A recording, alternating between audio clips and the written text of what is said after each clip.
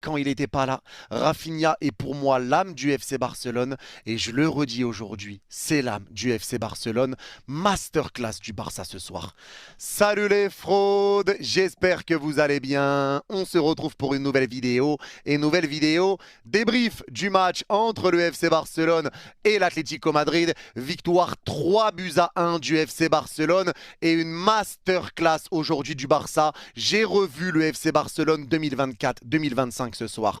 Et il y a beaucoup de points positifs à dire. Déjà, le FC Barcelone reste leader avec 4 points d'avance sur le Real, provisoirement, en attendant le déplacement demain du Real à San Mamés face à Bilbao, un déplacement qui ne sera pas simple, même si Bilbao est dans une période compliquée. Mais au-delà du classement, au-delà de la place de leader, aujourd'hui, ce que tu as envie de retenir de ce match du Barça, c'est le contenu. Le match aujourd'hui a été très bon, le match aujourd'hui a été excellent et on a revu un Barça qui presse, un Barça qui bouge, qui met du mouvement, qui met de l'intensité, un Barça qui se donne, un Barça qui a de l'envie. Et le Barça gagne ce match. Et c'est totalement logique aujourd'hui, puisque déjà au retour des vestiaires, il y a un but partout, mais il y a l'Atlético qui a tiré une fois, un tir cadré, un but, là où le Barça a tiré 12 fois. Tu fais juste preuve d'un manque d'efficacité avec un pénalty raté de Robert Lewandowski, avec une tête ratée de Lewandowski, avec une grosse parade d'Oblak. Bref, c'est les vannes qui te flinguent un peu. Mais aujourd'hui, le Barça a mis tous les ingrédients et tu n'es pas loin du match référence pour le Barça ce soir. T'es pas loin de leur match référence. Énorme match et je vais déjà commencer par parler de Rafinha. Parce que Rafinha aujourd'hui, pour moi, est l'équilibre de cette équipe du FC Barcelone. Je le dis, je le répète, je le maintiens à mes yeux. Rafinha est le joueur le plus important du FC Barcelone.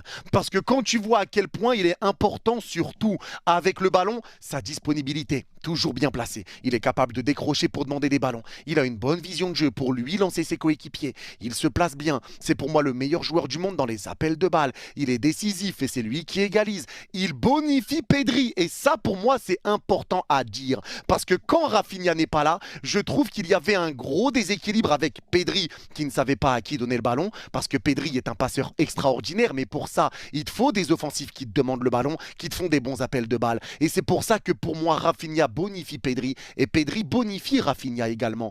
Parce que Pedri arrive à lui donner les ballons à chaque fois au millimètre près. Pedri fait une top prestation aujourd'hui, mais Rafinha, encore une fois, dans les appels de balles, il bonifie tout le monde. Dans l'intensité sur le pressing, c'est lui qui est là à presser et qui motive tout le monde. Tu le vois, il encourage ses coéquipiers. Je pense à un centre de Baldé qui a été raté juste après l'égalisation, où tout le monde se met les mains sur la tête, mais t'as Rafinha qui est là à applaudir derrière Baldé pour lui dire c'est bien, c'est pas grave, on continue, on continue. Et tu vois qu'il presse, ça motive les autres à presser, il met de l'intensité, il permute, il bouge, tu le vois en neuf, tu le vois à droite.